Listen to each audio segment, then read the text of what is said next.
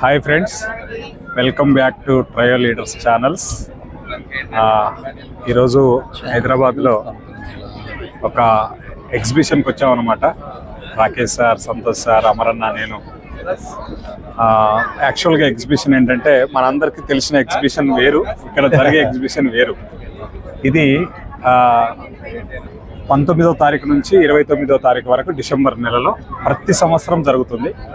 దాదాపు 37 సంవత్సరాల నుంచి ఈ ఎగ్జిబిషన్ జరుగుతుంది. ఇది బుక్ ఎగ్జిబిషన్ అనమాట. సో పుస్తకాల పండుగ తెలుగులో. కానీ మాకు ఇక్కడికి వచ్చిన తర్వాత చాలా ఆశ్చర్యం వేసింది అనమాట. సోషల్ మీడియా యుగంలో గంటలు గంటలు ఫేస్బుక్లకు, యూట్యూబ్లకు,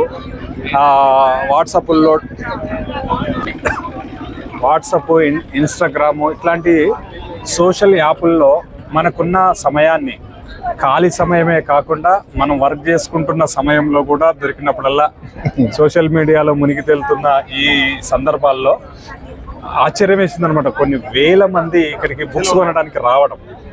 ఫ్యామిలీస్తో వచ్చారు, చాలామంది పిల్లలతో వచ్చారు, ఫ్రెండ్స్తో వచ్చారు.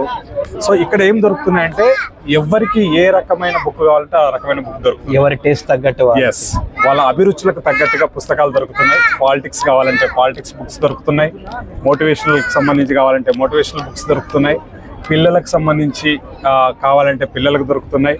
ఆధ్యాత్మికంగా కావాల్సిన పుస్తకాలు, వివిధ టెంపుల్స్ ముద్రిస్తున్న పుస్తకాలు ఇక్కడ పెట్టడం జరిగింది. అలాగే స్వామి వివేకానంద లాంటి మన భారతదేశ గర్వించదగ్గ మేధావుల బుక్స్ ఇక్కడ దొరుకుతున్నాయి. సో చాలా ఆశ్చర్యం వేసింది అనమాట, ఇంతమంది ఇంకా బుక్స్ చదువుతున్న వాళ్ళు ఉన్నారా అని. బయట పార్కింగ్ చూస్తే అర్థమవుతుంది, పార్కింగ్ దొరకట్లేదు ఎక్కడ కూడా. ఎన్ని కార్లు, 2 వీలర్స్, చాలా హ్యాపీ అనిపిస్తుంది. సో ఖచ్చితంగా పుస్తకం అనేది బతకాల్సిన అవసరం ఉంది. పాఠకులు జీవించి ఉండాల్సిన అవసరం ఉంది. సో మనము అక్షరాలు, ఏదైతే ఒక అక్షరం మన లోపలికి వెళ్తుందో అది మన భావాలతో ఘర్షణ పడి మన ఆలోచనలను పెంచుతుంది అనమాట, ఆలోచనలను అభివృద్ధి చేస్తుంది. సో అది ఏ రకంగా ఇవాళకి ఎంతోమంది సక్సెస్ పర్సన్స్, బిజినెస్ మ్యాన్స్ వాళ్ళ హిస్టరీలు కనుక మనం చదివితే వాళ్ళు రెగ్యులర్గా చేసే పని ఏంటంటే పుస్తకాలు చదవడం. ఖచ్చితంగా ప్రతిరోజు కొన్ని పేజీలు కానీ కొన్ని నిమిషాలు కానీ పుస్తకాలు చదవడానికి కేటాయించుకొని వాళ్ళు బుక్స్ చదువుతున్నారు. సో ఇదంతా బాగా చెప్తున్నారు సార్. మరి ట్రయల్ లీడర్స్ ఎందుకు పోయారు ఇక్కడికి? అమరన్నతో కలిసి ట్రయల్ లీడర్స్ ఇవాళ హైదరాబాద్ ఇందిరా పార్క్ దగ్గర జరిగే బుక్ ఎగ్జిబిషన్కు మీకేం పని? మీరు ఓన్లీ యూట్యూబ్లో కానీ లేకపోతే సోషల్ మీడియాలో అందుబాటులో ఉండేవాళ్ళు ఇవాళ మీరు ఎందుకు వచ్చారని మీరు ఆశ్చర్యపోతుంటారు. కానీ సంతోష్ సార్ చెప్తాడు మనం ఎందుకు వచ్చామో. ఎస్ యాజ్ అ టీచర్గా హ్యాపీ విషయం ఏంటంటే చాలామంది తల్లిదండ్రులు వాళ్ళ పిల్లల్ని తీసుకొని వచ్చారు. వాళ్ళ టేస్ట్కి తగ్గట్టుగా వాళ్ళకి ఏం కావాలో వాళ్ళ బుక్స్ స్వతంత్రంగా తీసుకొని కొనుక్కోమనేంత స్వేచ్ఛనిచ్చారు. ఇక్కడ చాలా హ్యాపీగా అనిపిస్తుంది. ముందుగా రెండవది, నేను కూడా కొన్ని బుక్స్ కొన్నాను పిల్లల కోసం. బట్ మనకి అవసరమయ్యే బుక్ కూడా ఇక్కడ దొరుకుతుందా లేదా అని వెతకడానికి వచ్చాం. బట్ దొరికింది, ఫస్ట్ దొరకడమే బుక్ దొరికింది. ఇస్లామిక్ లా ప్రకారంగా క్రిప్టో కరెన్సీ అండ్ కరెన్సీస్ పుట్టుక గురించి ఒక బుక్ దొరికింది. ఇంకా వెతుకుతున్నాం మనకు అవసరమైన సబ్జెక్ట్ ఎక్కడైనా దొరుకుతుందా లేదా అనేది. అండ్ ఒక అద్భుతమైన పుస్తకం అయితే దొరికింది. దీని మనందరికీ మన మీటింగ్స్లలో లేదా స్పెషల్గా మనం పెట్టుకునే మీటింగ్స్లలో ఖచ్చితంగా దీని గురించి మనం డిస్కస్ చేద్దాం. ఇంకా ఉన్నాయి బుక్స్.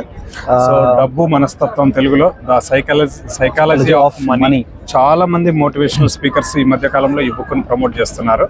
సో ఆ బుక్ కూడా మాకు దొరికింది. ఎన్నో బుక్స్ కొన్నాము, చాలా కొన్నాము. ఖచ్చితంగా ఇవన్నీ ఇంకా అయిపోలేదు.